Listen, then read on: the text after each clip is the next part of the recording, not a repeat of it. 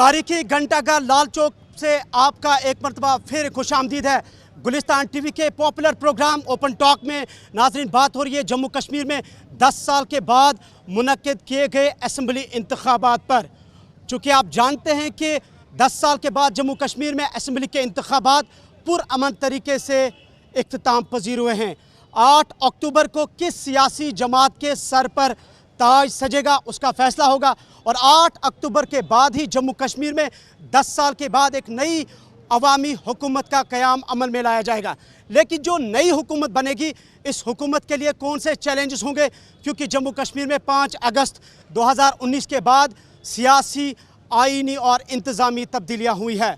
मुसलसल इस प्रोग्राम में हम मुख्तलिफ शख्सियात को मदऊ करते हैं और उनके साथ जम्मू कश्मीर में 10 साल के बाद मुनक्किद किए गए असम्बली इंतखाबात के मुतालिक बहस और मुबाहिसा कर रहे हैं। तो सबसे पहले आज भी हम आपको अपने मेहमानों का तारुफ कराते हैं। आज के हमारे मेहमान हैं शिराज साहब जो कि सेंट्रल लाल चौक कमेटी के सदर है। हमारे साथ है फारूक डार साहब जो कि ट्रेडर हैं। एनामुन नबी साहब जो कि इंजीनियर रशीद के अवामी इत्तेहाद पार्टी के चीफ स्पोक्स पर्सन है।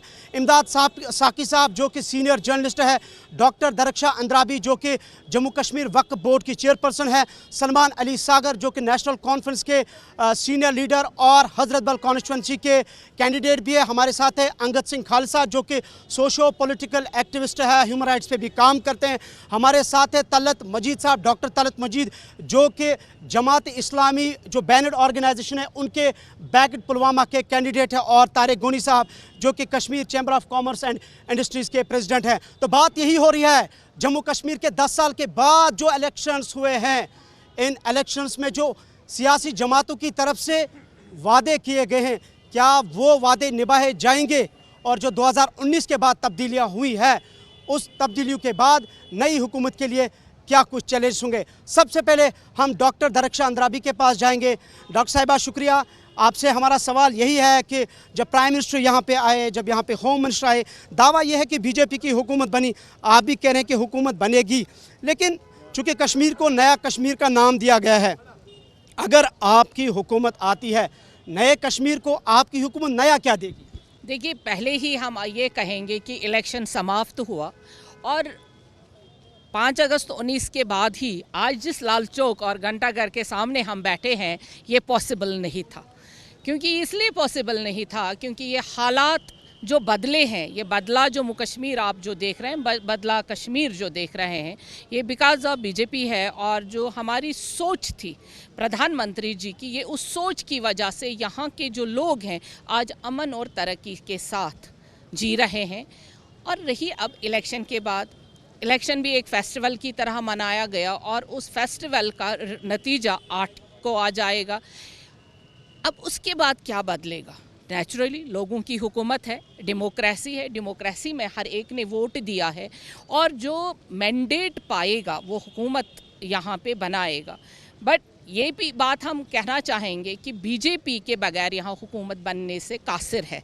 बीजेपी के साथ यहाँ पे नया डेवलपमेंट, नए जो सोच है, जो हमने ख्वाब देखे हैं हमारे प्रधानमंत्री जी ने, जो बीजेपी ने ख्वाब देखे हैं जम्मू कश्मीर के लिए कि एक जन्नत में नज़ीर का जो नज़ारा अभी भी हम लाल चौक में फिर से दोहराऊंगी। और डेवलपमेंट यूथ के लिए काम करना है। जब आपके पास अमन होता है, तरक्की होती है, अमन जब है तो तरक्की है। ये लाल चौक 24/7 आजकल खुला रहता है, ये पहले पॉसिबल नहीं था। ये हमारा नया कश्मीर है। एक ये नया कश्मीर है और नई हुकूमत बीजेपी के बगैर नामुमकिन है। सलमान साहब आप बताएं, आपकी हुकूमत आती है, बीजेपी कहते हैं कि पहले ही हमने नया कश्मीर का एक तस्वुर दिया है, आपका रिएक्शन? नहीं, नया कश्मीर तो ठीक है। नया कश्मीर तो बेसिकली स्लोगन शेर कश्मीर का है। नए कश्मीर की जब ये बात करते हैं तो ये आज का कश्मीर है जहाँ 370 नहीं है, जहाँ 35A नहीं है।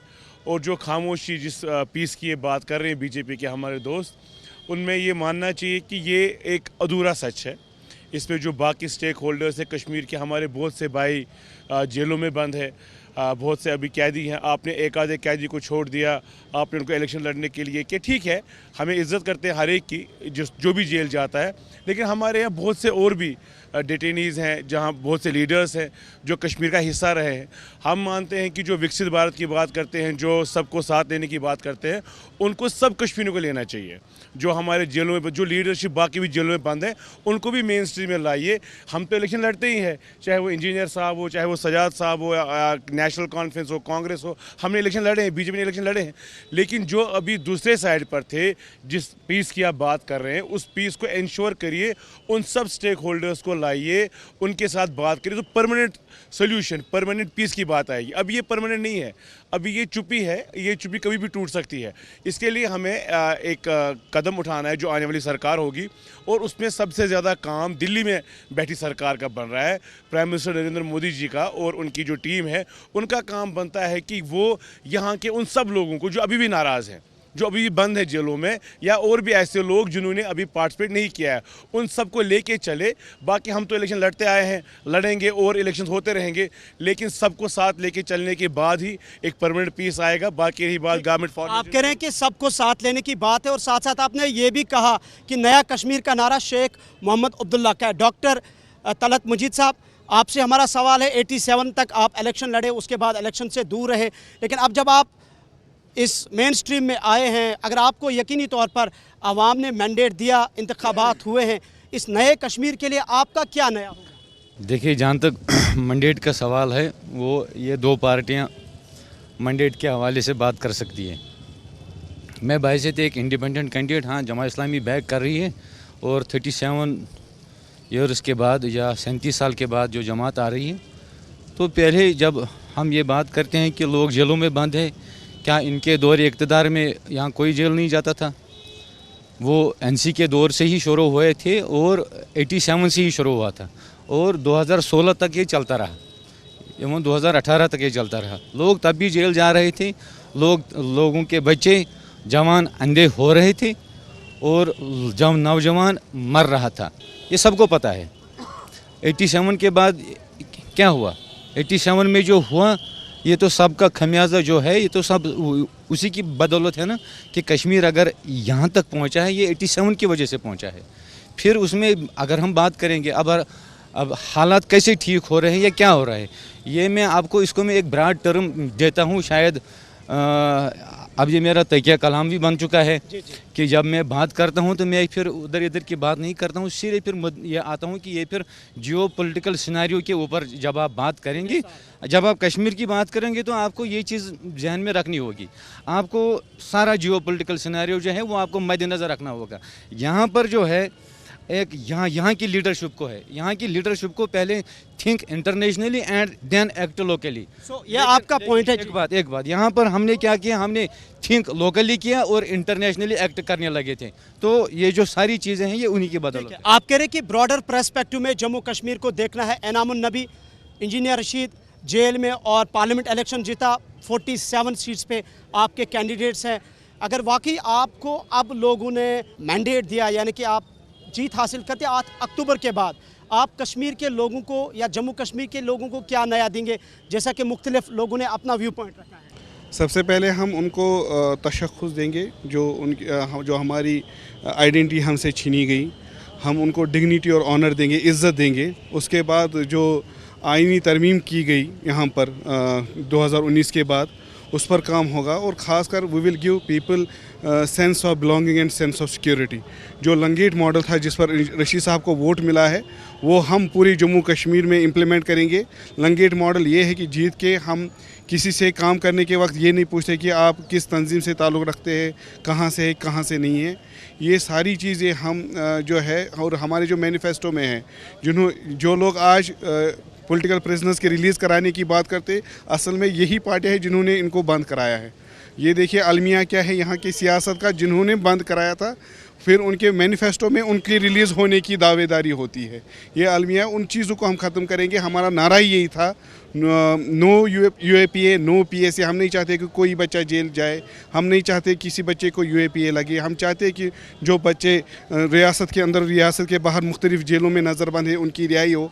हम चाहते हैं कि यहाँ की इक़्तिसादी हालात जो है वो बेहतर हो जाए। हम चाहते हैं कि यहाँ एक परमानेंट पीस हो, पीस ऑफ ग्रेवयार्ड ना हो, नेगेटिव पीस ना हो।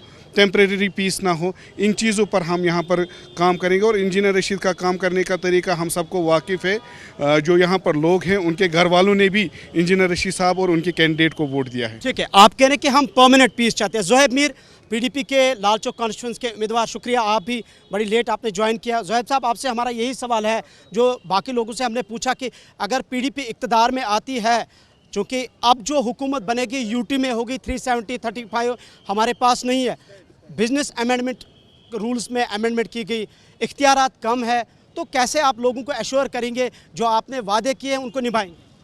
देखिए, सबसे पहले हमें कश्मीरी की आइडेंटिटी के लिए लड़ना है, जो हमने कंसिस्टेंटली अपने मैनिफेस्टो में भी बोला है कि over the period of time 2019 से लेके अभी तक कंसिस्टेंटली जो बीजेपी ने किया वो हमारी आइडेंटिटी पे वार किया, हमारी कल्चरल आइडेंटिटी पे वार किया। तो इसके लिए हमें लड़ना है। इसके अलावा हमारे जो इतने सारे नौजवान कोट बलवाल जेल, वाराणसी जेल और देश की अलग अलग मुख्तलिफ जेलों में बंद है, उनके शायद जो उनके गुनाह है वो उतने ज़्यादा है भी ना, माइनर इश्यूज़ पे उनको पीएसए लगा दिया गया है, डिटेन्ड है वो, तो उन्हें हमें वापस लेके आना है। हाँ, अगर किसी का ऑफेंस है, ठीक है, यहाँ पे सेंट्रल जेल भी है, क्योंकि बहुत सारे लोग ऐसे हैं जिनको कैंसर हो गया है, उनके माँ बाप गरीब तबके के, उनके माँ बाप उनसे मिलने जाते हैं, कहाँ 40-40 हज़ार रुपये खर्चा उठाएंगे और वापस उनको लेके आएंगे। तीसरी चीज़ जो सबसे इम्पॉर्टेंट है, जो मैं डोर टू डोर कैंपेनिंग भी करता था, उसमें ये मुझे पता चलता था 11 बजे, 12 बजे, 1 बजे वीकडे पे एक नौजवान निकल के आता था जिसने एमएससी किया है, पीएचडी किया है, और वो निकल के आता था और वो बोलता था कि जी मैं घर पे बैठा हूँ। मैंने बोला आप यहाँ क्या कर रहे हो? बोला हाँ मैं जॉबलेस हूँ, आई एम जॉबलेस। तो ये इन चीज़ों के बारे में काम करना। रही बात अब आप इस अनएम्प्लॉयमेंट के बारे में हमें इसको एलिवेट करना। रही बात अब इख्तियारात बहुत कम है, ये बात सच है, वही इख्तियारात तो वापस लेके आने हैं। उसी के लिए तो हमारी सारी पीडीपी की सारी जंग ही वही है कि कश्मीरी के इख्तियारात वापस आ जाए, हमारे 370 वापस आ। आपने बड़ी खूबसूरत बताई ज़ोहैब मीर ने कि अगर हमारी हुकूमत आती है तो हम इख्तियारात को वापस बहाल करेंगे।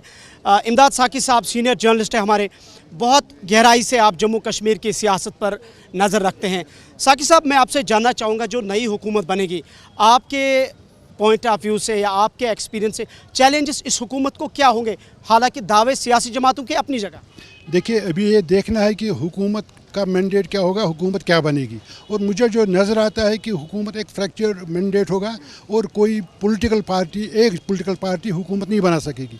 और इनके अपने अपने मैनिफेस्टोज़ हैं, वो उनको फिर कॉमन मिनिमम प्रोग्राम पे आना पड़ेगा और उनको देखना पड़ेगा कि लोगों के मफादात क्या हैं।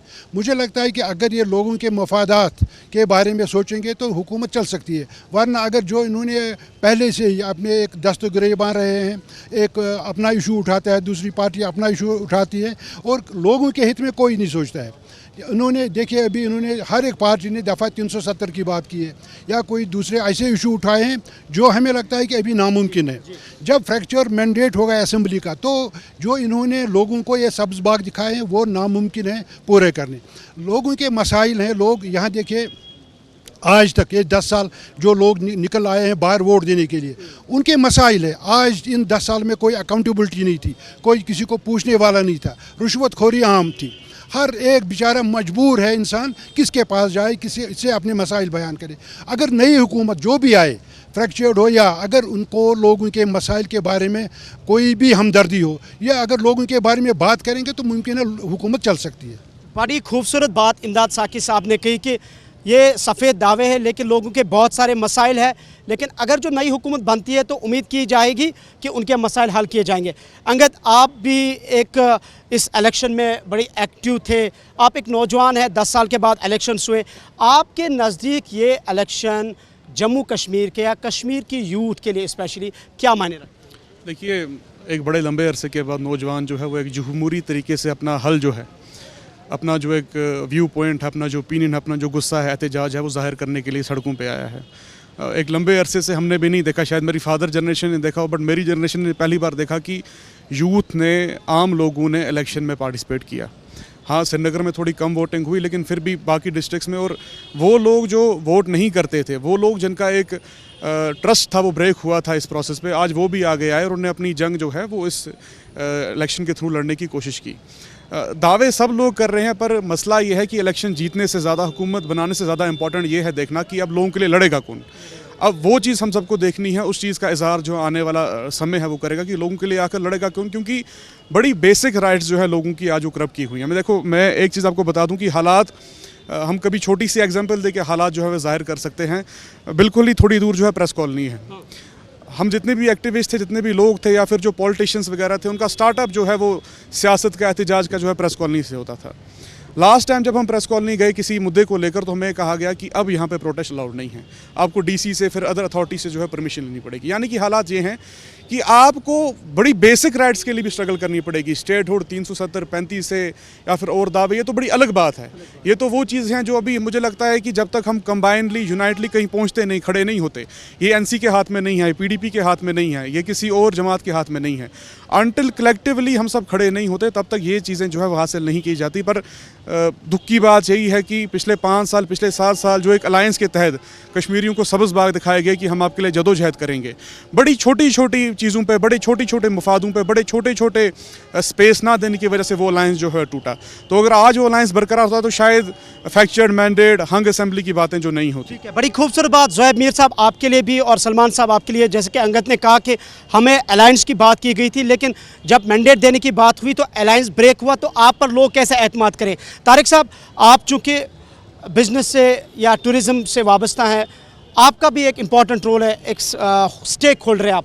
नई हुकूमत से आप लोग क्या तवक्कात करते हैं? कौन से ऐसे मसाइल हैं जो नई हुकूमत को आप समझते हैं कि ऑन बोर्ड लेने की जल्दी ज़रूरत है? देखिए, ताजिर के लिए तो मेन चीज़ होता है, पहले तो पीस होता है। माशाल्लाह पीस तो है इधर, मगर ताजरों को हैंड होल्डिंग की बड़ी ज़्यादा ज़रूरत है। अब यहाँ आप टूरिज़म को ले लीजिए, टूरिज़म बहुत अच्छा चला, मगर ये आज आपकी डेट में देखिए लाल चौक के दुकानदार ऑलमोस्ट सारे बैठे हैं, क्योंकि लोकल ट्रेड अभी बहुत कम है, बहुत लो है ज़्यादा।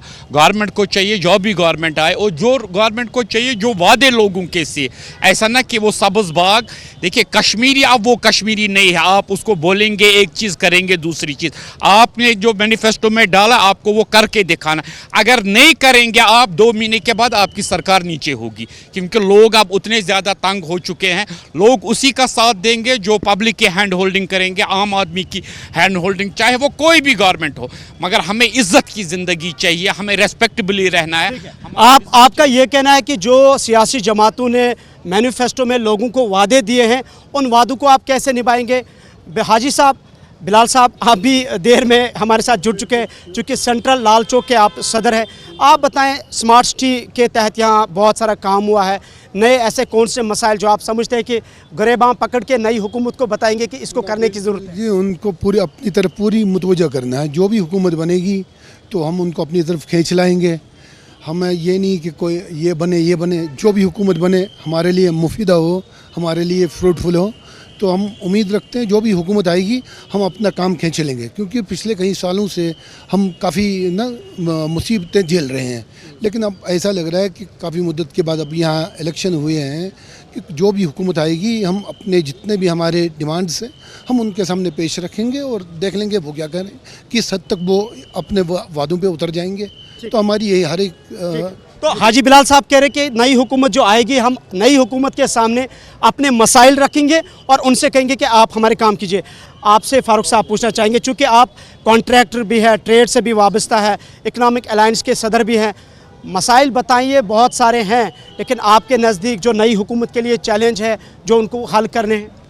शिबली मसाइल तो बहुत है। मेरे ख्याल से 8 अक्टूबर के बाद जो बाग रोड संभालेगी यहाँ की हुकूमत, सिविल एडमिनिस्ट्रेशन, जिसका इंतज़ार था पिछले 6 सालों से कश्मीरियों को, क्योंकि ब्यूरोक्रेसी के हाथ में स्टेट थी। ये डेमोक्रेसी का हल ब्यूरोक्रेसी नहीं होता है। आप देखें कितनी मुश्किलात फेस किए यहाँ के लोगों ने पिछले 6 सालों से, चाहे यहाँ पावर का मसला हो, यहाँ सड़क का मसला हो, यहाँ पानी का मसला हो। उसके साथ साथ जो आपने बिज़नेस कम्युनिटी की बात की, 2014 से यहाँ की बिज़नेस कम्युनिटी पिस रही है। आप देखें जो पैकेज का ऐलान हुआ था सेंट्रल गवर्नमेंट की तरफ से, स्टेट सरकार की तरफ से, कम से कम वो बड़ा डिज़ास्टर था 2014 के हवाले से, बहुत बड़ा सेटबैक था कश्मीरी बिजनेसमैनों के लिए, कश्मीरी लोगों के लिए। मगर जो हमारी कैलकुलेशन थी उस वक्त, कम से कम 1 लाख करोड़ लॉस था बिज़नेस कम्युनिटी के साइड से, लोगों के साइड से, जो 2014 का सैलाब था। जब हमने दिल्ली से ऐलान सुना 2014 के बाद, वहाँ से 7,000 करोड़ टोटल पैकेज आया बिज़नेस कम्युनिटी के हवाले से, वो 7,000 करोड़ भी नहीं मिले यहाँ की बिज़नेस कम्युनिटी को। कम से कम जो वहाँ से सरकार ने उस टाइम पैसा यूटिलाइज़ किया, क्योंकि बीजेपी पीडीपी की कोalition सरकार थी उस टाइम, मेरे ख्याल से 4,000 करोड़ या 5,000 करोड़ टोटल बिजनेसमैनों को यहाँ पर मिल गया। उसके साथ साथ जम्मू कश्मीर का जो बैंक है, जिसको बनाने में अहम रोल रहा कश्मीरी बिजनेसमैनों का, आप देखें उनके सामने आज जो भी हमारा बिजनेसमैन डिफ़ॉल्टर हो रहा है, एमपीए हो रहा है हमारा बिजनेसमैन, उसको ढोल नगारे ले जाकर जेके बैंक जाता है सरफेसी एक्ट के तहत एक ज़ियादत शख्सियत को, एक ज़ियादत बिजनेसमैन को वहाँ से लॉक किया जाता है। उसकी आप कह रहे हैं कि बिजनेस सेक्टर जो है वो काफ़ी सफ़र कर रहा है। इस चीज़ में सुधार होना चाहिए, सरफेसी एक्ट ख़त्म होना चाहिए। उसके साथ साथ जो यहाँ का मैनिफेस्टो है, हर एक तंजीम के पास सबसे बड़ा मैनिफेस्टो है तंजीमों के पास डेवलपमेंट करने वाले हम लोग हैं।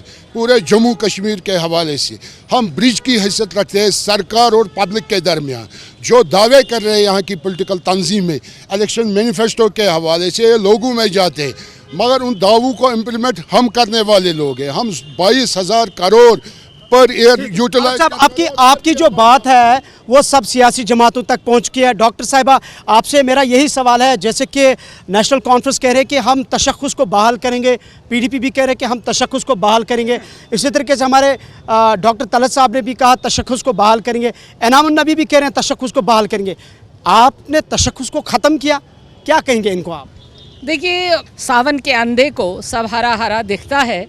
अगर देखेंगे 5 अगस्त 19 के बाद ही तशख़्ख़ुस का जो ये इस्तेमाल लफ्ज़ करते हैं वो हमने बहाल किया है। मेरे पास पहले भी सवाल का जवाब यही था कि आज जो यहाँ आप बैठे हैं, ये तशख़्ख़ुस जो बहाल करना था, कश्मीरियों को अपग्रेड करना था, हमारा जो हम सिख हो गए थे, हम मेंटली सिक हो गए थे, साइकोलॉजिकली हम बीमार हो गए थे।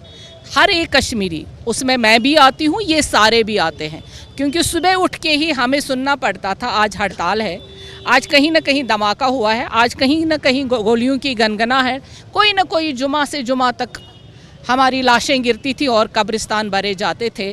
वो तशख़्ख़ुस अगर हुआ तो 5 अगस्त 19 के बाद अभी वो बहाल हुआ है। और अब ये अल्लाह करे कि इस सियासी दौर के बाद ये बहाल रहे, ये अमन बरकरार रहे, यहाँ पे ये जो तरक्की का दौर चला है ये बरकरार रहे, इसमें कोई सियासत आड़े ना आए, इसमें कोई सियासी बैटलफील्ड ना आए, यहाँ के नौजवान फिर से किसी गलत रास्ते पे ना चल पड़े। हम ये कहेंगे कि अब यहाँ पे जो डेवलपमेंट हो रही है, जो यहाँ पे डेवलपमेंट पीस होता है, पहले माइंड ऑफ पीस वो हमने दे दिया जम्मू कश्मीर के लोगों को, खासकर कश्मीर में यहाँ माइंड का पीस नहीं था। हम रोज़ ही परेशान होते थे, रोज़ ही हमारे यहाँ जनाजे उठते थे, उससे एक तरह से हमें आज़ादी मिली है। अब इलेक्शन हो चुका है, अब इलेक्शन का रिज़ल्ट आएगा और उसमें जो सियासी जमातें जिनको मैंडेट मिलेगा वो एक डेवलपमेंट का रास्ता, वो वाला जो हमें 35 साल के जमूद के बाद अब काम करना है। नए जो हमने कहा है, जो हमारे दोस्त ने भी कहा यहाँ पे कि ना कश्मीर का नारा दिया था शेर कश्मीर ने, लेकिन वो नया कश्मीर 35 साल के जमूद के बाद 5 अगस्त 19 के बाद वो अब दिख रहा है, जो ये सारा यहाँ पे दरिक्षा अंद्राबी जी के सवाल को आप ज़रूर, जो इन्होंने बातें की, सलमान साहब ये कह रहे हैं कि जिस नया कश्मीर की आप बात करें, शेर कश्मीर की, वो तो बीजेपी ने करके दिखाया, और जिस डेवलपमेंट, डिग्निटी और ऑनर की आप बात करें, शायद उसकी ज़िंदा मिसाल जो इस वक्त लाल चौक में आप दुकानें ओपन देख रहे हैं, लोग देख रहे हैं, चहल पहल है, ट्रैफिक जारी है, क्या कहेंगे आप? ये दबाव है, ये पीस नहीं है। ये आप फेसबुक पोस्ट करने पे आप किसी को अरेस्ट करते हैं, आप ट्वीट करने पे अरेस्ट करते हैं, आपको प्रोटेस्ट करने की आज़ादी नहीं, आपको अपनी बात बोलने की आज़ादी नहीं है। एक पुलिस के दबाव में आके, ठीक है कहीं चीज़ें ठीक होगी, इसमें कोई दोहराई नहीं है, कोई मर नहीं रहा है, कत्ल गारत नहीं हो रही है, ये अप्रिशिएबल है, ये गवर्नमेंट ने किया है, जिस सरकार ने किया, इसमें कोई दो राय नहीं है। लेकिन उसके बाद आप अपने लोगों को बात नहीं करने दे रहे। अभी आपको यहाँ हमारे पैनलिस्ट सरफेसी की बात कर रहे थे, आप आए दिन हर एक को दबाव डालते हैं कि भाई आपका सरफेसी लगेगा, तो ये क्या है? ये दबाव ही हर चीज़ को आपने यहाँ लोगों को चुप कराया दबाव से। हम चाहते हो दबाव ख़त्म होना चाहिए। जहाँ तक नए कश्मीर की बात है, नया कश्मीर ये नहीं है। नया कश्मीर वो था जो लोग यहाँ चाहते हैं, ऑटोनॉमी चाहते हैं लोग, यहाँ के लोग रेजोल्यूशन चाहते हैं। और ये 87 से जो ये नारा देते, 87 में खराबी होगी थी, खराबी 87 से नहीं है। फिर 53 में क्या हो गया, फिर 83 में क्या हो गया, फिर 75 में अकॉर्ड की क्या बात होगी? तो ये 47 से लेके आज तक चल रहा है। 2019 में क्या ज़रूरत पड़ी आपको आर्टिकल ख़त्म करने की? तो ये 87 में कुछ नहीं हुआ था, इलेक्शन हुआ था। और एक इलेक्शन, अगर हम इन्हीं का परसेप्शन 2 मिनट के लिए मान ले, अगर एक इलेक्शन में कोई गलती हो गई है उसका मतलब आप गन उठाओ? नहीं, आपको डेमोक्रेटिक वैल्यूज़ पे भरोसा करना चाहिए। कल को मैंडेट कुछ भी आएगा, जो हारेगा क्या उसको गन उठाना चाहिए? नो, उसको लड़ना चाहिए और अपने डेमोक्रेटिक राइट्स के लिए। तो यहाँ हालात पहले से ख़राब थे, उनको ठीक करना है। जैसे मैंने पहले भी कहा, हर एक स्टेक होल्डर को साथ लेने की ज़रूरत है। ये नया कश्मीर नहीं है, ये दबाव का कश्मीर है, ये दबाव का कश्मीर है। इसमें हमें उन सबको लेना है जो अभी फील्ड में नहीं है, उनको लेके चलना है और ये इंश्योर करना है कि सबकी पार्टिसिपेशन हो जाए उस नए Kashmir.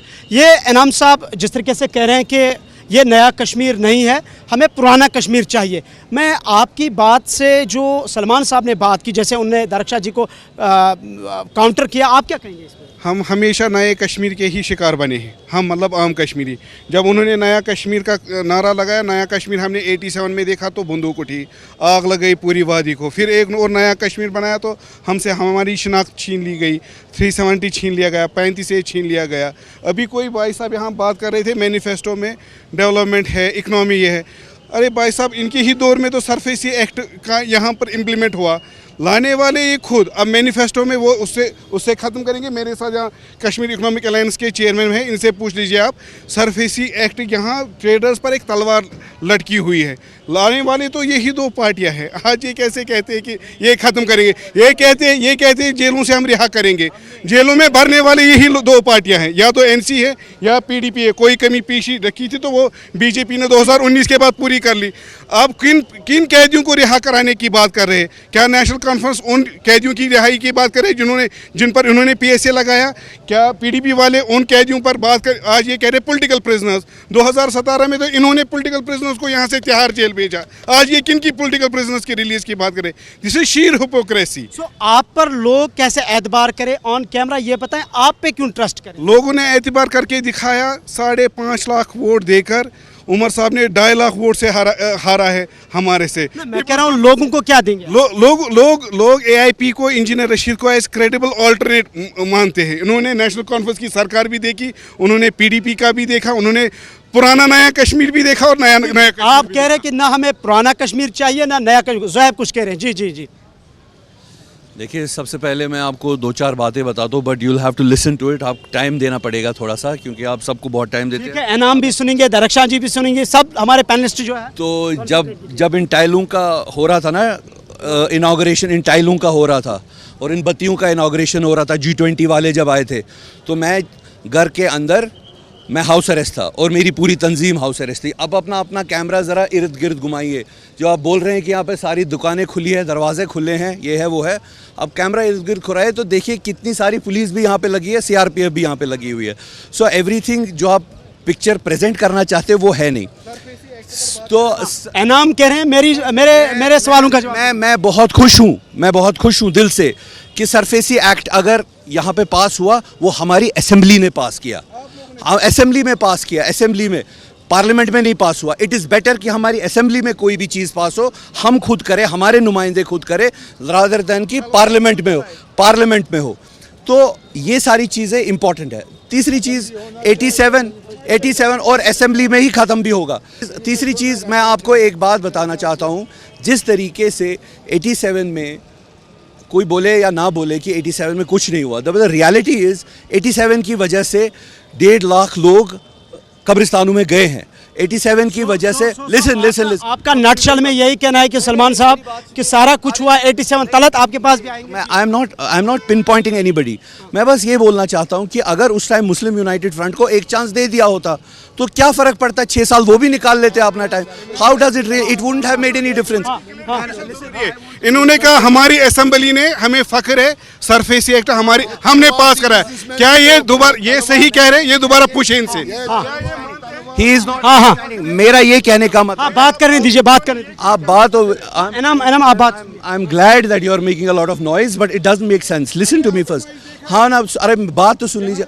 First time I am meeting you, let me answer, let me answer. ठीक है डॉक्टर तलत कुछ कहना चाहते हैं? नहीं क्विक बताइए। देखिए सर्वे उसी पे जवाब। सरफेसी एक्ट ऑफ, मेरा ये कहने का मतलब है सरफेसी एक्ट पे ही जवाब दे। लिसन, जैसे कोई भी एक्ट पास हो, of course we want SARFAESI act to go, वो लेकिन सिर्फ वो पीडीपी ने नहीं लाया था, बीजेपी में भी तो थी उस टाइम गवर्नमेंट के। Listen, point is that we will go, but any law that should pass in Kashmir should happen in the state assembly, not in the parliament. ये जो यहाँ पे साहब बोल रहे हैं, इन्हीं लोगों ने, मुझे लगता है कुछ टाइम पहले इन्हीं की तंजीम ने पीडीपी के बंदों को, नेशनल कॉन्फ्रेंस के बंदों को, इन लोगों ने जानलेवा हमले भी करवाए। तो इनको पहले उनके आंसर्स देने चाहिए। क्या आपका जवाब आ गया? डॉक्टर तलत साहब कुछ कह रहे हैं। डॉक्टर साहब आप बताएं, ये जो अपनी जगह इन्होंने बातें की, आप कुछ कह रहे हैं? देखिए ये 87 की तो बात, 87 की बात ज़ोहैब प्लीज। ये सब लोग करते हैं ना 87 की बात। असल में 87 के बेनिफिशियरी यही दो सब, ये 87 के ही बेनिफिशियरी है। 87 के बेनिफिशियरी पीडीपी और नेशनल कॉन्फ्रेंस, यही लोग 87 के बेनिफिशियरी यही लोग हैं। तो अब आप देखिए, अब जो बातें हो रही हैं ये सिर्फ जज्बात पे इस पर सियासत हो रही है। आप कह रहे हैं इनको कि ज़मीनी हक़ाइक़, मैं डॉक्टर साहिबा की बहुत सी बातों के साथ इत्तेफाक भी रखता हूँ और इनकी बहुत सी बातों के साथ इत्तेफाक नहीं रखता हूँ, लेकिन हकीकत ये है, इखलाकियात यही है कि आपको अपने दुश्मन की सही बात को सही कहना चाहिए और अपने दोस्त की गलत बात को गलत कहना चाहिए। असल में ज़मीनी हक़ाइक़ कोई देखता नहीं है। जो आपके इर्द गिर्द, जो आपके पड़ोस में, जो आपके जियो पॉलिटिकल सिनेरियो में जो बातें हो रही हैं, उनको मद्देनज़र रखते हुए आप कहिए ना कि हम कहाँ हैं इस वक्त। 47 से लेकर आज तक कश्मीरी सिर्फ सियासी तौर सिर्फ हार खा चुका है और कुछ नहीं है। इन्होंने क्या दिया आज जिस ये 370 को ये अपने आर्टिकल, ये जो मैनिफेस्टो में लिखे हैं उनकी उसको बचा नहीं पाए, अब दोबारा इसको मैनिफेस्टो में रख रहे हैं। तो दूसरे दिन फारूक साहब कह रहे हैं इसमें 100 साल लगेगा। आप लोगों को कितना बेवकूफ़ बनाओगे? ठीक है, डॉक्टर तलत कह रहे हैं जी, इन बातों को जज्बाती नारों के साथ और लोगों के जज्बात को भड़का के आप लोगों को बेवकूफ़ नहीं बना सकते। ज़मीनी हक़ाइक़ को तस्लीम कीजिए, हकीकत को तस्लीम कीजिए और लोगों के जो मसाइल हैं, लोगों के जो बुनियादी मसाइल है। 2024 में भी मेरा पुलवामा का MLA आज भी जब इलेक्शन लड़ने जा रहे हैं, सड़क, पानी और बिजली की बात कर रहे हैं, ये हकारत की बात है। इसमें आप ब्रॉडर पर्सपेक्टिव में जियोपॉलिटिक्स की बात कर रहे हैं। एडवोकेट वसीम गुल साहब भी बड़ी देर के बाद हमसे ज्वाइन कर चुके हैं, जो कि कश्मीर एडवोकेट्स एसोसिएशन के सदर भी हैं। वसीम साहब, आपसे मेरा यही सवाल रहेगा, 10 साल के बाद यहाँ पे इलेक्शंस हुए, आप एक नौजवान लॉयर हैं, आप भी पॉलिटिकली देखें तो बड़ी मैच्योर हैं आप, तो इन इंतखाबात से आप क्या तोक़ात रखते हैं, मैनिफेस्टो जो सियासी जमातों ने दिए हैं? देखिए, मैं आपको एक चीज़ बताऊं, जो भी मैनिफेस्टो है, मैनिफेस्टो में ऐसा कुछ भी अभी तक सॉलिड नज़र नहीं आया जिससे कि यूथ को कोई फ़र्क पड़े। ये वही है कि जो आज तक हम नहीं कर पाए, हम 370 को वापस लाएंगे, जो कि मतलब हर एक जमात जो बोल रही है हम 370 लाएंगे, ये सबसे बड़ा झूठ है। जस्ट बिकॉज क्योंकि जो हमारा यहाँ का सबसे बड़ा कोर्ट है, सुप्रीम कोर्ट ऑफ इंडिया, जब उसने कहा कि नहीं इसका जो भी स्क्रैपिंग है वो सही है, दैट मीन्स कि इसके बाद से कोई भी वापस ला नहीं सकता है। तो अगर हम इस हिसाब से देखें, नौजवानों के लिए जो भी चीज़ें होनी चाहिए थी इंतखाबात की, जितनी भी पार्टीज़ हैं उनके मैनिफेस्टोज़ में, वैसा कुछ भी देखने को नहीं मिला। अब हम यही उम्मीद कर सकते हैं कि जो भी गवर्नमेंट आएगी वो नौजवानों के लिए हकीकी मानों में काम करेगी, जो भी इनके खोखे नारे हैं उनको भूल के वो नौजवानों के लिए काम करेगी। साकिब साहब, आपसे मेरा सवाल है कि जो सियासी जमातों ने आपसी इल्ज़ामात आयद किए हैं, क्या हम सिर्फ जो हमारी तारीख है, पास्ट है, उसे देख के आगे बढ़ें, या जो 2024 का जब हम जियोपॉलिटिकल सिनेरियो पे नज़र दोहराते हैं, इसको आगे रख के हमें आगे जाना है? देखिए, मैं पहले ये कहूँगा कि 10 साल काफ़ी अर्सा होता है। कश्मीरियों की आदत है कि भूल जाना। इससे पहले कौन जिम्मेदार था? ये जो हालात जो आज के यहाँ पे हैं, मुझे लगता है कि जो हालात ये पैदा हुए हैं ये इन ही पॉलिटिकल पार्टीज़ की वजह से लोग इन हालात से जूझ रहे हैं। अब ये तशख़्ख़ुस की बात कर रहे हैं, कश्मीरियत की बात कर रहे हैं, क्या इन्हें मालूम है व्हाट इज़ द तशख़्ख़ुस? ये डिफ़ाइन कर सकते हैं तशख़्ख़ुस क्या है, कश्मीरियत क्या है? कश्मीरियों को इन्होंने ही नोच के रखा है, कश्मीरी तशख़्ख़ुस को, जो ये कहते हैं तशख़्ख़ुस। आम लोगों को क्या पता है कि ये what do you mean by तशख़्ख़ुस? हमारे यहाँ तशख़्ख़ुस है, हमारी परंपरा जो है, हमारी जो क्या हिस्ट्री है, आज आप देखिए किस तरह मस्क की जा रही है। हमारी जो तालीमी निसाब है, हमारी हिस्ट्री कहाँ पहुँची है? इसी को तशख़्ख़ुस कहते हैं। हमारा जो माजी था उसको बिल्कुल भूल के नई नई किताबें बच्चों को पढ़ाई जाती हैं, और हमारी हिस्ट्री वो भूल चुके हैं। उसी में हमारा तशख़्ख़ुस था, यही कश्मीर थी, हमारी एक पहचान थी। इन्हीं पॉलिटिकल पार्टीज़ की वजह से वो ख़त्म हो चुकी है। अब ये लफाजी करते हैं कि हम कश्मीरी तशख़्ख़ुस बहाल करेंगे, कैसे करेंगे? इनको पता है कि कश्मीरी तशख़्ख़ुस क्या था। आपने बड़ा ज़बरदस्त सवाल किया है सभी पॉलिटिकल पार्टी से कि जो आप तशख़्ख़ुस की या आइडेंटिटी की बात करें, आप हमें समझाएं वो तशख़्ख़ुस क्या होता है। अनगत आप बताएं, आप कुछ कहना चाहते थे? देखिए, इस सारे सिनेरियो में 5 साल के हमें ये चीज़ यहाँ सोचने समझने और देखने को मिली कि we have politicians here, but we have politicians here, right, but we don't have any leader here. Article 370 जब सुप्रीम कोर्ट में गया, सुप्रीम कोर्ट में केस चल रहा था, लेकिन उससे पहले भी एक स्पेस थी, एक सिनेरियो था जहाँ पे बात की जा सकती थी। देखिए, लद्दाख के सोनम वांगचुक साहब हैं, कुछ चीज़ों पे हमारी उनसे जो है अंडरस्टैंडिंग नहीं है, बट उनको एक आप देखिए, समझिए उनकी स्ट्रगल को, उनको दाद देनी पड़ेगी कि वो अपने लोगों के लिए पार्लियामेंट में ही नहीं, असेंबली में ही नहीं, ही इज़ नॉट वेटिंग कि कल इलेक्शन होगी, मैं असेंबली में जाऊँगा, मैं पार्लियामेंट में जाऊँगा, वो अपने लोगों के लिए स्ट्रगल कर रहा है। हमने एक चीज़ देखी कि हमारे यहाँ पॉलिटिशियंस तो बहुत हैं, लेकिन कोई लीडर नहीं निकला, और दावे सब करते हैं, लेकिन हकीकी तौर पे पिछले 5 साल में किसी ने कोई इनिशिएटिव लिया? सुप्रीम कोर्ट में आर्टिकल का केस गया, सारी पार्टियाँ वहाँ पहुँची, मैं भी वहाँ था, और भी लोग थे, एक्टिविस्ट थे, लॉयर्स थे, इरफान नबी लोन साहब ने रिप्रेजेंट किया, बाकी लोगों ने, ज़हूर साहब ने रिप्रेजेंट किया केस। एक बात जो आम लोगों को नहीं पता है कि जितने भी पॉलिटिकल पार्टी सुप्रीम कोर्ट में केस लड़ने के लिए गई, उसमें से खाली एक पॉलिटिकल पार्टी ने अपने लॉयर को जो है फीस पे की है, बाकी सबको जो है वहाँ से उन्होंने, मुझे नहीं पता उन्हें पे नहीं की या फिर वो वॉलंटरी करना चाहते हैं, लेकिन सीरियसनेस ये है कि खाली एक पार्टी है जिसने वहाँ पर जो है फीस पे की है। ठीक है, यानी कि आप भी कह रहे हैं कि सलमान साहब, ये जो अंगद एक नौजवान सोशो पॉलिटिकल एक्टिविस्ट, ये कह रहे हैं कि हमारे पास पॉलिटिशियन है लेकिन लीडर नहीं है, और इमदाद साकी साहब ने भी कहा कि ये सियासतदान जो है या सियासी जमातें हैं, ये तशख़्ख़ुस की बेसिक टर्मिनोलॉजी या इसको डिफ़ाइन नहीं कर सकते। क्या कहेंगे आप? नहीं, अब हर एक अपना राइट बनता है बोलने का, मैं नहीं मानता। इनने कहा जी लोगों को क्या, साकी साहब ने कहा लोगों को क्या पता होता है। नहीं, लोगों को सब पता होता है, लोग वोट करते हैं। मैं अगर अभी देखूंगा, अभी यहाँ इनाम बोल रहे थे जी, लोगों ने अभी 4 लाख वोट दे के इंजीनियर साहब को कामयाब किया वहाँ से। हाँ, लोगों के पास राइट हो तो लोग समझदार हैं, लोगों को पता होता है। अगर यही पैरामीटर लिया जाए तो लोग गलत नहीं करते। मुझे आज भी यकीन है इस चीज़ पे, लोग एक लीडरशिप को वोट करेंगे इस बार, ना कि पॉलिटिशियन को, जो ये मान के चलते हैं कि हमें यहाँ के तशख़्ख़ुस को बचाना है। ठीक है, अपने व्यूज़ हर एक के होते हैं। मुझे पूरा यकीन है कि यहाँ वोट इस बात पे पड़ा होगा कि यहाँ जो अभी बचा कुछ है उसको बचाएंगे, और वो लोग जो बात करते हैं वापस लाने की, उनको वोट देंगे। जब उसको वोट पड़ता है, दैट मीन्स वो एक लीडरशिप को, एक क़यादत को वोट देते हैं। अब ये बात ज़रूरी नहीं है कि भाई आप 10,000 लोगों को लेके बाहर निकले। हम यहाँ के हालात जानते हैं, हम जानते हैं लोग 5 अगस्त को नहीं निकल पाए बाहर, इतना दबाव था लोगों पर। यहाँ के पोलिटिकल लीडरशिप को, यहाँ के लोगों पर क्या दबाव है वो चीज़ ही पता है। यहाँ बहुत खून खराबा हुआ है, यहाँ हम नहीं चाहते, कोई पॉलिटिकल पार्टी नहीं चाहती है यहाँ खून खराब हो जाए। वहाँ मुझे लगता है हम सेम पेज पे है, चाहे वो इंजीनियर साहब हो, चाहे वो पीडीपी हो, हर एक भी एक बात मान के चलता है कि खून खराबा नहीं होना चाहिए।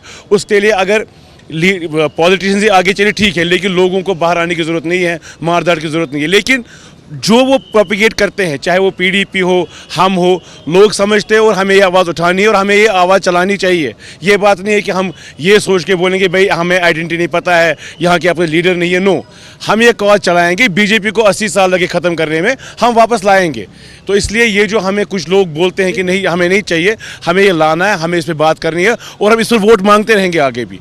यानी कि आप कह रहे हैं कि अब जो लोगों ने वोट डाला है उन्हें बड़े सोच समझ के वोट डाला है। डॉक्टर साहिबा, आपसे मेरा सवाल है कि ठीक है, 5 अगस्त 2019 के बाद अब तक क्या हुआ वो अपनी जगह है। सभी पॉलिटिकल पार्टीज़ का अपना अपना मैनिफेस्टो है, वो मैनिफेस्टो लेके आगे जाएंगे।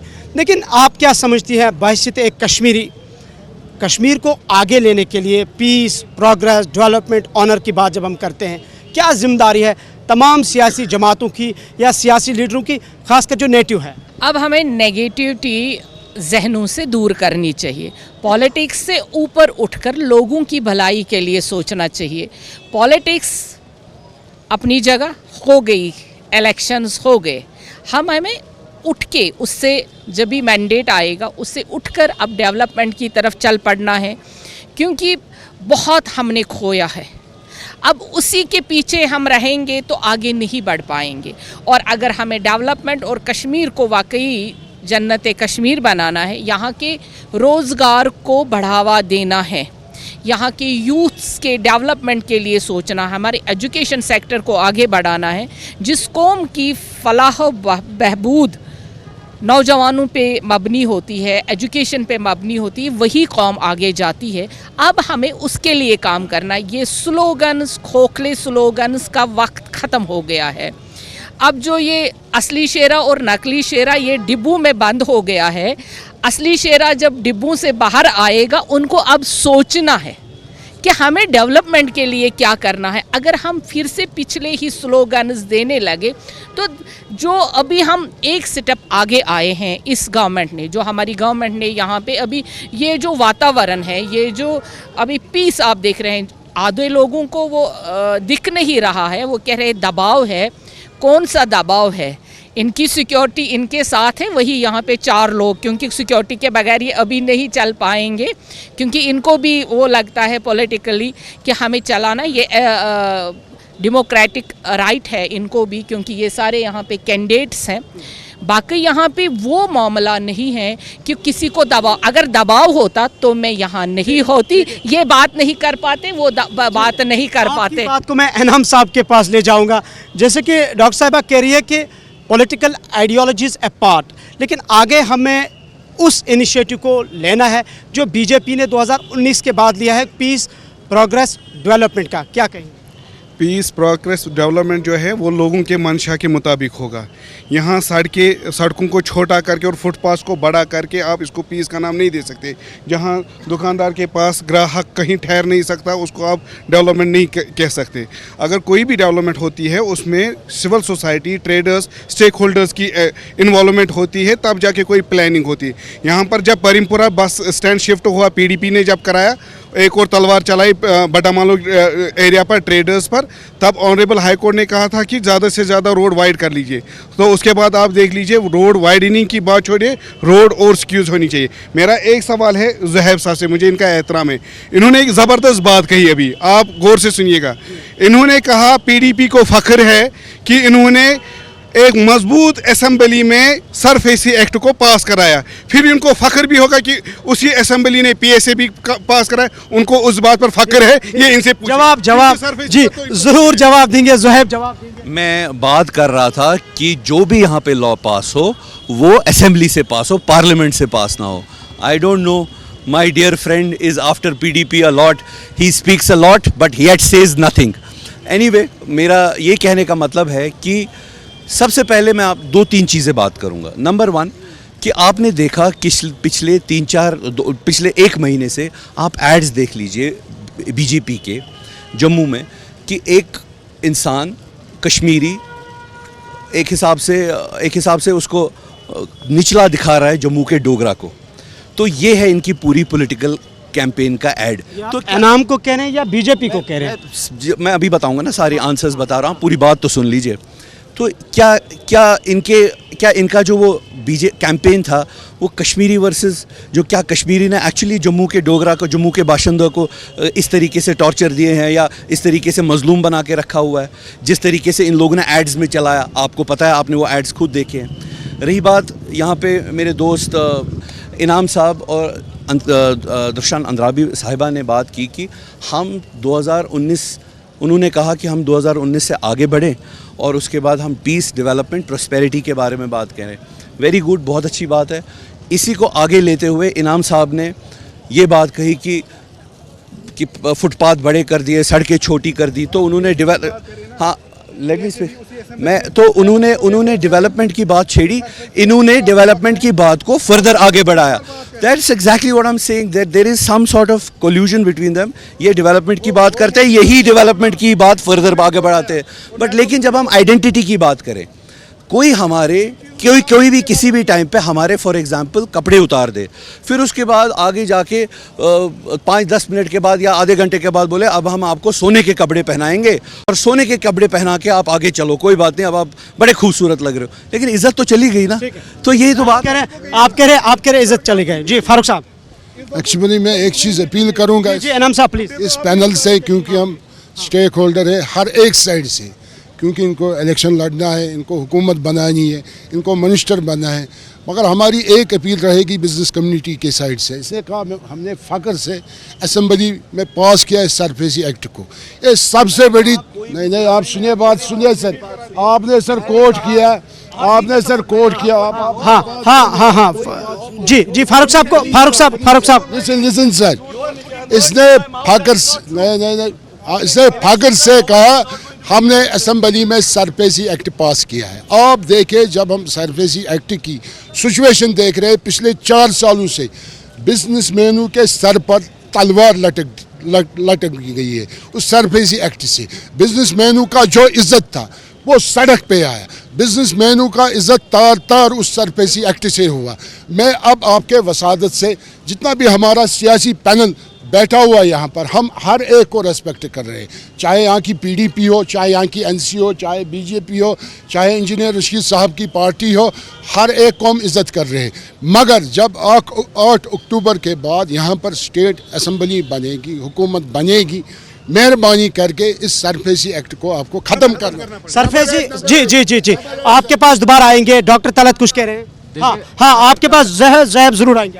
आखिरकार जो ये सारी बहस जो हो रही थी, सारा पास्ट डिस्कस हो गया। अब यही तो हम भी चाहते थे कि पास्ट के डिस्कशन के बजाय हम फ्यूचर के बारे में आखिरकार एक कश्मीरी कौम को हमें कहाँ पे ले जाना है। मैं अक्सर कहता हूँ कि हमें अब इस हाल में अपने मुस्तकबिल को तलाश करना चाहिए।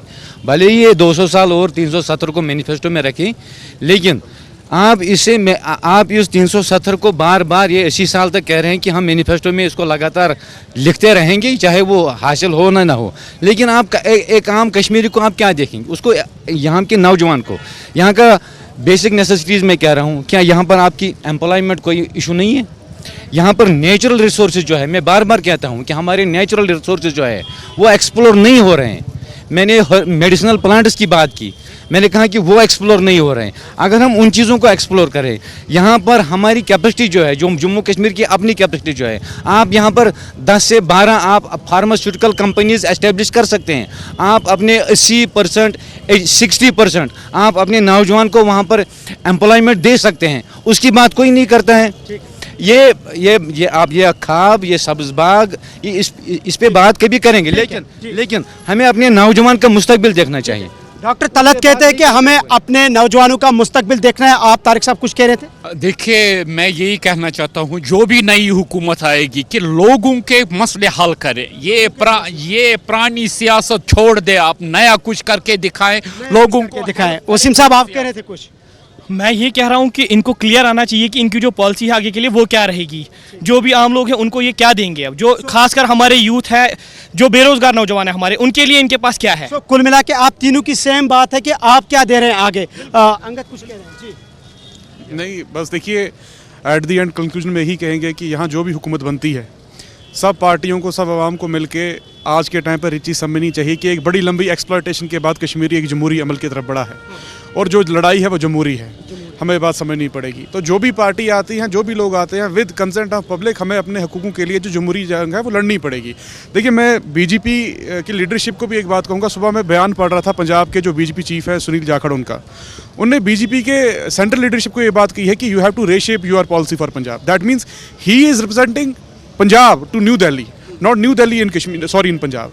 तो यहाँ की लीडरशिप को ये बात समझनी चाहिए कि जो आम लोग हैं, क्योंकि अगर आप JNK की पूरी स्टेट देखेंगे जो आज यूटी है, तो यहाँ 3 आइडियोलॉजीज हैं। लद्दाख की अपनी एक आइडियोलॉजी है, कश्मीर की अपनी एक आइडियोलॉजी है, जम्मू की अपनी एक आइडियोलॉजी है। बट कंबाइनली जब ये तीनों खिते मिलते हैं तो एक बड़े प्लेटफॉर्म पर सरकार भी बनती है या बड़े प्लेटफॉर्म पर सोसाइटी भी बनती है। तो हम सबको ये चीज़ समझकर कल की डेट में जो भी सरकार आए, लोगों को भी उस सरकार का एहतराम करके जो अपने हुकूक हैं, जो अपनी राइट्स हैं, या जहाँ हमें लगता है कि हमारे साथ जो है गलत हुआ है, उसके लिए एक जमहूरी जंग जो है, जमहूरी स्ट्रगल जो है वो करनी चाहिए। लेकिन उसके लिए हम सबको एक बात समझनी पड़ेगी, unity is the only policy. अकेली PDP, अकेली NC, अकेली AIP या अकेली कोई और पार्टी जो है वो कुछ नहीं कर सकती। और चाहे बैकग्राउंड में किसी का भी कितना जो है, एक हम कहें कि बैकग्राउंड में उनका हिस्ट्री में कुछ दाग रहे हों, लेकिन जब लोग उनको कंसेंट दे रहे हैं, लोग उनको अथॉरिटी दे रहे हैं, वो सिलेक्ट हो रहे हैं, वो इलेक्ट हो रहे हैं, देन रिस्पॉन्सिबिलिटी उन सब की बनती है कि उस सब चीज़ों को साइडलाइन करके, अगर हम सबको लगता है कि हमारे साथ इस साल हुआ है तो उसके लिए आगे जो है हम अपनी जदोजहद। यानी कि अंगद ये कह रहे हैं कि अगर हमें लग रहा है कि हमारे साथ इस्तेसाल हुआ है तो हमें यूनाइटेड होके डेमोक्रेटिकली अपने हक के लिए लड़ना है। सलमान साहब, आपके वालिद साहब भी कैंडिडेट हैं, आप भी कैंडिडेट हैं, वालिद साहब कैबिनेट मिनिस्टर भी रहे, बहुत बड़ा एक्सपीरियंस है, ख़ानदानी सियासी लेगेसी है। लेकिन आपसे जब लोग ये पूछें कि आपने जो मैनिफेस्टो में वादे किए हैं, अब जो नई हुकूमत बनेगी, LG के पास पावर्स है, चीफ मिनिस्टर के पास महदूद पावर्स है, इन मैनिफेस्टोज़ में किए गए वादे अगर आपकी हुकूमत बनती है, कैसे आप इन वादों को प्रायोरिटी पे हल करेंगे? ये इंशाल्लाह हमें पूरा यकीन है कि नेशनल कॉन्फ्रेंस कांग्रेस अलायंस के क़यादत में सरकार बनेगी, उमर अब्दुल्ला साहब चीफ मिनिस्टर बनेंगे इंशाल्लाह मुस्तकीम। पूरा यकीन है हमें, लोगों का मैंडेट हमें मिलेगा जिस पर हमने वादे किए हैं, हमारे मैनिफेस्टो को देख के और हमारे पॉलिटिकल स्लोगन्स को देख के भी। बाकी रही बात LG के पास पावर्स है, ये बात अभी BJP भी पूरी दुनिया में डंका पीट रही है इस चीज़ का कि हम इलेक्शन करा रहे हैं, डेमोक्रेसी स्ट्रेंथन करा रहे हैं। ये बात सेंट्रल गवर्नमेंट पर भी, BJP पर ख़ास तौर पे जिम्मेदारी आयद होती जो आने वाली सरकार है, जो उसने यहाँ के लोगों से वादे किए हैं, यहाँ के MLAs ने अपने कॉन्स्टिट्यूंसीज में वादे किए हैं, एक बड़ी लेवल पर सरकार आएगी उनसे वादे किए हैं, उसको इंश्योर करना जो दिल्ली में बैठी हुई लीडरशिप का, हुकूमत हिंद की लीडरशिप का अवलीन फ़र्ज़ बनता है। तो इसलिए हमें पूरा यकीन है, अब जबकि उन्होंने जो उनको अपना मैनिफेस्टो पूरा करना था, जो उन्होंने 5 अगस्त को किया, लेकिन आगे जैसे सभी कह रहे हैं यहाँ बाद जो सरकार बनेगी यहाँ 6 दिन बाद, उसको गवर्नमेंट ऑफ इंडिया का पूरा सपोर्ट मिलेगा एक पीसफुल एजेंडा इम्प्लीमेंट करने के लिए, पहली बात। दूसरी बात, जो हमें यहाँ कुछ दोस्त ये दुहाई दे रहे हैं कि 80 साल में क्या हुआ है, 80 साल में इन लोगों का क्या ट्रैक रिकॉर्ड रहा है, इन लोगों ने लोगों को कहाँ पहुँचाया है। यहाँ हमें जल्दी लोग ब्लेम करते हैं, जी आपने लोगों के कब्रिस्तान बनाए हैं।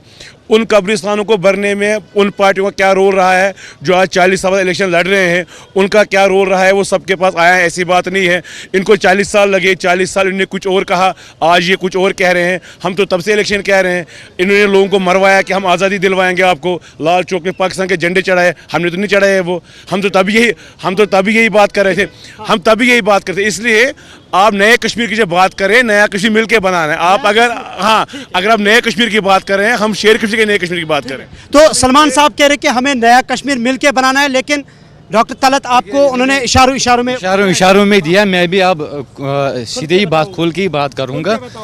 ये जो कश्मीर के जो हालात है ना, आप तारीख पढ़िए, यहाँ के ये जो हालात है, यहाँ के जो सेंटिमेंट है लोगों को, ये शेख साहब की ही सुन्नत है जो आज तक यहाँ पर जो लोग पाल रहे हैं। अब ये मौलाना वहीदुद्दीन खान साहब भी अपनी किताब में लिखते हैं कि जो कश्मीर के जो हालात ख़राब हैं, ये लोग शेख साहब का ही सुन्नत पाल रहे हैं, इसमें किसी की और सुन्नत नहीं है, ये उसी की सुन्नत है। वो ये सबको पता है, ये सबको पता है कि यहाँ के हालात क्या है। यहाँ शेख साहब की ही सुन्नत पाल रहे हैं, शेख साहब की सुन्नत पाल रहे हैं। बाकी जो के इशारा दे रहे हैं कि लोगों को मरवाने का, ये अल-फतह किसने बनवाया? वो शेख साहब ने नहीं बनवाई। अल-फतह पहले किसने बनवाई? यहाँ की जो आज़ादी की लड़ाई जो शुरू हुई है वो अल-फतह से शुरू हुई और वो शेख साहब की ही देन है। और शेख साहब का ही ये जो आज लोग 35 साल यहाँ पर हर एक कश्मीरी जो था वो 35 साल से जो मांग रहा था, और आज जो हालात आपने हम जो टाइम एंड स्पेस जो है, टाइम एंड स्पेस वो हमसे छीना गया है, वो तुमसे छीना गया है। अब आप इलेक्शन के बाद देखेंगे अब कौन कांग्रेस के कंधों पर प्री पोल अलायंस में कौन बैठा है, और पोस्ट पोल अलायंस में किसकी गोद में कौन बैठेगा वो देखेंगे। ठीक है। सलमान को बड़ा जवाब दिया है। साहिब साहब आप कुछ कह रहे हैं? देखिए, ये सारी पॉलिटिकल पार्टीज इस वक्त भी दस्तगरीबा हैं। मुझे लगता है कि आने वाली असेंबली में भी ऐसा ही होगा। क्या बात है, नतीजा नहीं सामने आएगा। देखिए ये मेरा अपना जाती तजज़िया है। सलमान साहब तो कहते हैं सियासत में ये चलेगा। नहीं, ये चलेगा, लेकिन लोग सलमान साहब प्लीज आप सुनिए। बात सुनिए ना, लोगों के जो मफादात हैं उनका कोई मुहाफिज नहीं है। मैं ये कहता हूँ वसूख से। आज देखिए, अभी इस मंच पर भी यहाँ दस्तगरेबा एक दूसरे के खिलाफ सिर्फ ये इसने ये किया, उसने वो। मुस्तकबिल की बात नहीं हो रही है। मुस्तकबिल की बात नहीं, लोगों की बात नहीं हो रही है। लोगों के पास हेल्थ की प्रॉब्लम है, हेल्थ केयर नहीं है। ये लोगों के लिए एजुकेशन का मसला है, लोगों के लिए पीने का पानी नहीं है। हमारे हज़ारों देहात ऐसे हैं जहाँ पीने के लिए पानी नहीं है। और ये लोग सिर्फ मेरे फादर ने ये किया, मेरे परदादा ने ये किया, लोगों की बात कोई नहीं करता है। ये कह रहे कि जो बुनियादी मसाइल है उसकी बात नहीं हो रही है। एनाम कुछ कह रहे हैं? नहीं, ये बात सही है। असल में डिसेंट डेमोक्रेसी का एसेंस होता है। जमहूरियत की खूबसूरती डिसेंट ही तो है। अगर सलमान साहब ने कोई बात कही तो डॉक्टर साहब ने उसका जवाब भी बहस और मुबाहिसे में मजा ये चीज़ चलती रहती है। और आप कहते हो हिस्ट्री को बुला लीजिए, किस तरह बुला लेंगे? अभी आप ये कहेंगे ज़ुहैब साहब बार बार मेरी तरफ दे रहे। मुफ्ती साहब को ख्वाब था, मुफ्ती साहब होम मिनिस्टर भी बने मुल्क के। आप जरूर कंसंट्रेट करेंगे। नहीं, ये हिस्ट्री है ना। देखिए, मैं I can not rub the history, I can not rewrite the history. History is chain of events. Mufti साहब को ख्वाब था सरपंच बनने का। उन्होंने यहाँ पर बीजेपी को लाकर चीफ मिनिस्टर, मुफ्ती साहब को चीफ मिनिस्टर बनाने के लिए लोगों को रगड़ा। यहाँ जो breach of trust Jammu Kashmir में शुरू हुआ, दैट इज़ फ्रॉम जब से बीजेपी और पीडीपी की सरकार बनी।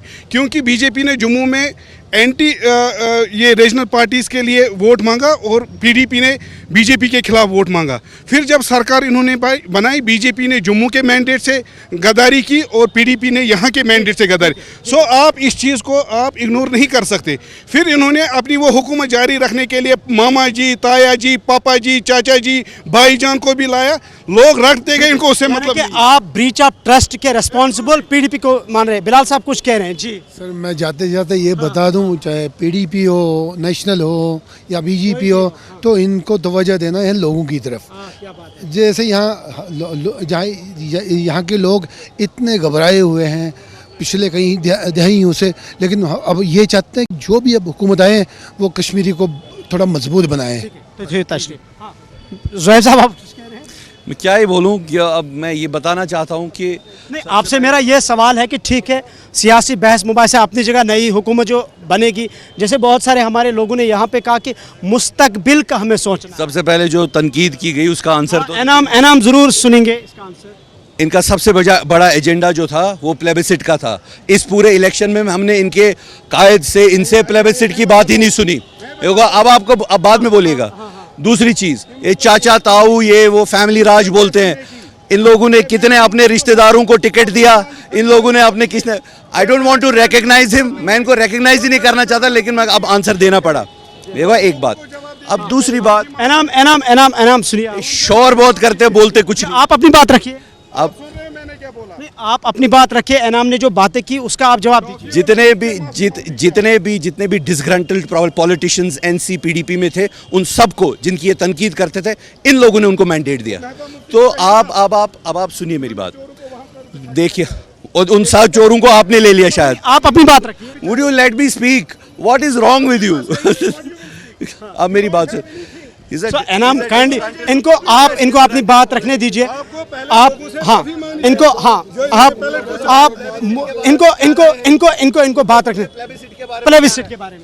मैंने पहले ही कहा, जब से रशीद साहब निकले हैं ना, मैं बैठिए जनाब, आपको क्या है? आपका बात रखने दीजिए।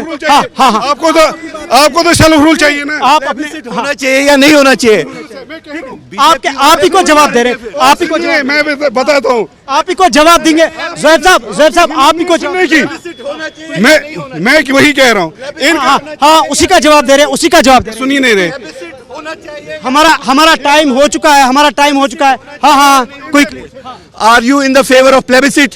ठीक है, बैठिए। Are you in the favour of plebiscite? हमारा नारा है इनके मैंने पहले कहा, मैं वही कह रहा हूं। उसी का जवाब दे रहे हैं, उसी का जवाब दे रहे हैं। ज़ुहैब उसी का जवाब दे रहे हैं। आप जवाब दीजिए। वही कह रहा हूँ, क्विकली। जब से इंजीनियर साहब बाहर निकले हैं ना, महबूबा मुफ्ती भी बोलने लगी, इनके दिलों से डर निकलना लगे। मेरी बात सुनिए, हम आज भी कहते, पहले भी कहते थे, लखनपुर से गिलगित तक सारा कश्मीर हमारा है। ठीक है, आ गया जवाब। ये उसका जवाब दिया है। कुछ कह रहे हैं वसीम गुल साहब बता रहे हैं कुछ। जी की बात अभी चली इमरान साहब डायनास्टिक पॉलिटिक्स पे, डायनास्टिक पॉलिटिक्स पे बात हो रही है। पीडीपी मुझे पहले जवाब दे, क्या इल्तिजा के बदले हमारे पास कोई भी नौजवान नहीं था जो लोगों की तर्जमानी कर सकता था? क्या महबूबा जी को सिर्फ इल्तिजा को ही प्लेस करना था? उसके बाद बात करूं इंजीनियर साहब पे, टीचर को कहते हैं कि वो सोसाइटी का एक एसेट है, उनके भाई को रिजाइन करके सियासत में आना पड़ा, जबकि इंजीनियर साहब कहते थे कि मैं अपने किसी भी खानदान से किसी को पॉलिटिक्स में नहीं लाऊंगा। फिर बात करें नेशनल कॉन्फ्रेंस की, फारूक साहब ने बेटे को कंटेस्ट कराया, सलमान साहब कंटेस्ट कर रहे हैं, इनके फादर कंटेस्ट कर रहे हैं। क्या हमें हमेशा डायनेस्टिक पॉलिटिक्स में ही रहना है? क्या हमारे पास नौजवानों की कमी है? इतनी कमी है? यानी कि आप डायनास्टिक पॉलिटिक्स के मुखालिफत करते हैं। जी जी जी। देखिए, इनको किसने रोका है पॉलिटिक्स ज्वाइन करने से? आए लाल चौक में लड़े, अगर लोग उसको वोट देंगे तो नहीं देंगे, इनको देंगे। अब ये घर बैठ के बोलेंगे इनको कोई एमएलए बनाना चाहिए। फारूक साहब, आप होल्ड ऑन।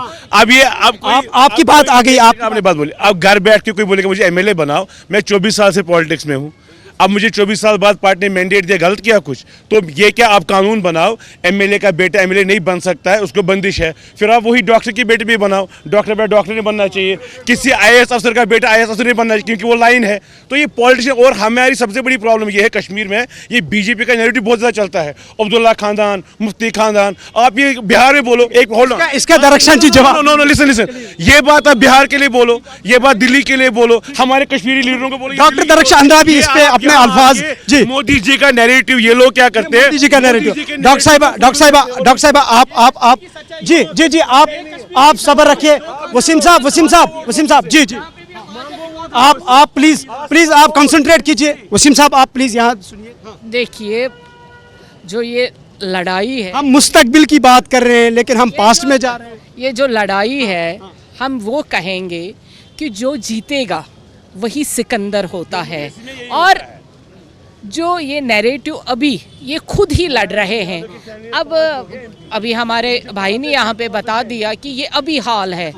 अगर यही लोग हमारी असेंबली में गए, इनको मैंडेट आ गया, तो तबाही हो जाएगी, क्योंकि इनको पास्ट की बात करनी है कि प्रेजेंट की बात करनी है। प्रेजेंट में अगर सलमान साहब बनते हैं एमएलए, तो इनको लड़ना नहीं है, इनको डेवलपमेंट के बारे में आज से ही सोचना है कि मेरी हजरत बल कॉन्स्टिट्यूएंसी है, इनाम साहब रोड मैप कैसा होना चाहिए, उसका रोड मैप। अगर ये फिर से वापस 45 में गए, 47 में गए, तो मामला फिर से गड़बड़ कश्मीर का होने वाला है। इसीलिए हम कहते थे, हमारी पार्टी कहती थी कि डायनास्टिक पॉलिटिक्स से बाहर आइए। अगर नहीं आएंगे तो ये हाल जो आपके सामने है, यही हाल होगा। इमदाद साहब कुछ कह रहे थे, डायनास्टिक पॉलिटिक्स की बात हो रही है यहाँ पर। देखिए, ये तो सही बात है कि डायनास्टी वरासती इंतकाल तो नहीं होना चाहिए, लेकिन इसमें देखना है कि काबिलियत भी कैसी है। काबिलियत भी कैसी? बच्चा काबिल है, उसको आना चाहिए। अगर मसलन अभी हमारे एक दोस्त ने ये कहा है कि ये डायनास्टी रूल है, सलमान साहब आ गए, अगर इनमें काबिलियत है या मुझ में काबिलियत है, मैं आगे आऊँ, इनको हरा सकता हूँ। मैं कोई कैद नहीं है, कैद नहीं है इसमें। और अब मैं ये कहना चाहूँगा कि खुदारा जो भी असेंबली बनेगी, अभी अपने सर फटोल मत कीजिए, आगे देखिए कि लोगों के मफादात क्या हैं, उनका एहतराम कीजिए। देखिए, कल मेरी पार्टी जीत जाती है तो फिर मैं उस पार्टी के साथ भी हाथ मिला सकता हूं जो मेरे लिए नापसंदीदा है, और वो लोगों के मफाद के ख़िलाफ़ भी होता है। फिर वो एक कॉमन मिनिमम प्रोग्राम बनता है, और उसमें भी लोगों के जज्बात की अक्कासी नहीं होती है, और वो बिट्रे होता है। अब देखना ये है कि असेंबली क्या बनती है, कैसे बनती है, हमें इंतज़ार करना पड़ेगा। यानी कि आप कह रहे हैं कि जो नई हुकूमत बनेगी, उनको लोगों के मफादात को मद्देनजर रखते हुए काम करना है। फारूक साहब कुछ कह रहे थे क्विकली। शुबली में सबको अपील कर रहा हूँ फिर एक बार, खुदा के लिए, यहाँ पर पानी का प्रॉब्लम है, यहाँ पर पावर क्राइसिस है जम्मू कश्मीर के हवाले से, यहाँ पर सड़कों की प्रॉब्लम है। आप ये शहर मत लीजिए, ये लाल चौक खूबसूरत है या उसके बाहर खूबसूरत है, आप गाँव देहातों में जाए, आप देखें सिचुएशन क्या है वहाँ पर। ये 2024 चल रहा है, 1947 नहीं है। आप देखिए गाँव देहातों की सिचुएशन क्या है, ना वहाँ पर पानी है, ना वहाँ पर सड़क है, ना वहाँ पर सड़कें हैं। यानी कि आप कह रहे हैं कि बुनियादी जो सहूलियात है, ठीक है, बंद आप कीजिए, आप बाहर आए। इस चीज़ के लिए हमें यहाँ पर डेवलपमेंट करनी है। जो हमने यहाँ पर मैनिफेस्टो दिया है, जो हमने लोगों को यहाँ पर कहा है, उसको ज़मीन पे इम्प्लीमेंट करना है। वादे जो आपने किए हैं वादों को निभाइए। ज़ोहैब, क्विकली आप कुछ कह रहे थे? मैं ये कह रहा था कि यहाँ लाल चौक से बाहर जाने की ज़रूरत नहीं है। आप यहाँ पे अंदर आबी गुज़र के अंदर चले जाइए, कोट रोड के अंदर चले जाइए, आप देखेंगे लोग कितनी ज़्यादा मुश्किलातों में रह रहे हैं, ड्रेनों के कितने मसले, ये सारे मसले तो है ही है। लेकिन एट द सेम टाइम वो कश्मीरी नौजवान वो ये भी चाहता है कि मेरे को जो डेमोक्रेसी का वादा किया था, 47 में मेरे साथ इलाक़ किया था, हिस्ट्री मुझे एक चीज़ सिखाती है कि 370 था, हमारे को एक स्पेशल स्टेटस था, तो वो कहाँ गया?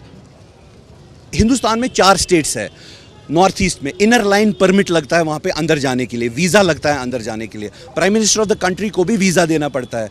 उसी पार्ट का एसिमेट्रिक फेडरलिज्म का 370 भी पार्ट था। तो यहाँ पे ये 370 क्यों है अनहोली, और वहाँ पे इनर लाइन परमिट जो एक वीज़ा सिस्टम है स्टेट में घुसने के लिए, वो क्यों है होली? दूसरी चीज़ मैं आपको ये बताऊंगा, जो ये बात कहते रहते हैं कि dynastic politics and all of that, सबसे पहले यहाँ पे एक बहुत बड़ा, I am really very sorry to say this, मैं आपके दर्शकों को भी सबको ये समझाना चाहता हूँ, बहुत सारे ऐसा तबका है जो कि उनका पॉइंट ऑफ व्यू बड़ा स्ट्रॉन्ग होता है, बड़ा ही इंपॉर्टेंट होता है, बड़े इंटेलेक्चुअली चार्ज लोग होते हैं, लेकिन जिस दिन वोट डालना होता है वो वोट नहीं डालते। अनफॉर्चुनेट ये बात है। तो मैं उनसे भी अपील करता हूँ, नेक्स्ट टाइम आप जब भी वोटिंग हो तो वोट डालिए।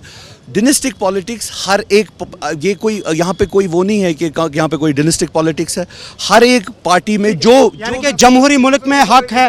हाँ हाँ, ये जो जिस तरह इन्होंने कहा ना कि आम लोगों की सुनवाई होनी चाहिए। हमारे जब से हमें मैंडेट मिला है बारामूला कॉन्स्टिट्यूंसी, हमने 4 ऑफिस खोले हैं, एक डिस्ट्रिक्ट हेडक्वार्टर बडगाम में, एक डिस्ट्रिक्ट हेडक्वार्टर बांडीपोरा में, एक बारामूला में, कुपवारा में। हमने पब्लिक रिलेशंस ऑफिस कम ग्रीवेंस से रखी है, and this is first of its kind कि कोई एमपी अपने डिस्ट्रिक्ट हेडक्वार्टर्स पर ऑफिस खो रहा है। इट मींस एक एमपी ने एक इनिशिएटिव लिया है लोगों के लिए, ताकि लोगों तक बिला इम्तियाज वो किस पार्टी इसने हमें वोट दिया हो ना दिया हो, लेकिन एक डेमोक्रेटिक प्रोसेस कंप्लीट हो चुका है पार्लियामेंट का, तो वो हमारे इन दफ्तरों के साथ भी रजू कर सकते हैं। न सिर्फ यहाँ, हम आने वाले दिनों में दिल्ली में भी ऑफिस खो रहे हैं, जहाँ जम्मू कश्मीर के तमाम लोग, चाहे जम्मू से हो, कश्मीर से हो, जिनको भी कोई मुश्किलात हो, किसी भी चीज़ की ज़रूरत हो, चाहे एम्स में हो, किसी भी हॉस्पिटल में हो, तो हमारा ऑफिस वहाँ पर भी 24/7 खुला रहेगा। आप सभी जी जी जी जी क्विकली ले। यहाँ पे हमारे एक दर्शक है, वो बोल रहे, वो बात कर रहे थे कि डेली वेजर्स जो है वो 40,000 के आसपास है। नहीं, डेली वेजरों की भी बात करो ना, कुछ डेली वेजर सब बेचारे दरबदर हैं, डेली वेजर सब दरबदर। आप 370 की बात कर रहे हो, 370 को करना क्या है? पहले तो डेली वेजरों का मसला हल करो। ठीक है, ठीक है, ठीक है, ठीक है, ठीक है। एनसी ने उनको इतने साल घुमाया, मोदी जी ने तो कुछ किया लेकिन एनसी ने घुमाया। 2014 में बायोमेट्रिक भी करा दिया डेली वेजरों का, जबकि कोई भी ऑफिसर IAS KAS उनको घुसा देता था, किसी भी रिश्तेदार को, कोई ड्राइवर गाड़ी चलाता था। आपकी बात सामने आ चुकी है। आखिर पर आपका कोई कमेंट? जी जी, तारिक साहब कुछ कह रहे हैं। देखिए, मैं आखिर में यही बात कहना चाहता हूँ, हम किसी की पिटाई लेने के लिए तैयार नहीं हो, चाहे वो कोई भी पॉलिटिकल पार्टी। हमारे मसले हल कीजिए अच्छे से, हमें इज्जत से रहने, हमारे मसले हल कीजिए। आप सभी मुअज़्ज़ज़ मेहमानों का बहुत बहुत शुक्रिया, आपने अपने मसरूफियत से वक्त निकाला। नाज़रीन, प्रोग्राम में ओपन टॉक मुसलसल बात हो रही है। जम्मू कश्मीर में 10 साल के बाद असम्बली के इंतखाबात पुरअमन तरीके से मुनक़िद हुए। मुख्तलिफ सियासी जमातों ने अपने मैनिफेस्टो जारी किए और आवाम को वादे दिए कि आप हमें वोट डालिए, आपके मुश्किलात हल किए जाएंगे। लेकिन 8 अक्टूबर के बाद नई हुकूमत का क़याम अमल में लाया जाएगा। लेकिन अब देखना ये होगा कि जो सियासी जमातों ने अपने इंतखाबी मंशूर में आवाम के लिए वादे किए हैं, क्या वो वादे पुर होंगे या नहीं, इसका जवाब इन सब लोगों को, सियासी जमातों को ज़रूर देना होगा। आप देखते रहे गुलिस्तान TV का पॉपुलर प्रोग्राम ओपन टॉक, मेज़बान इमरान नाइकू के साथ, टीम श्रीनगर के साथ। अल्लाह हाफिज़।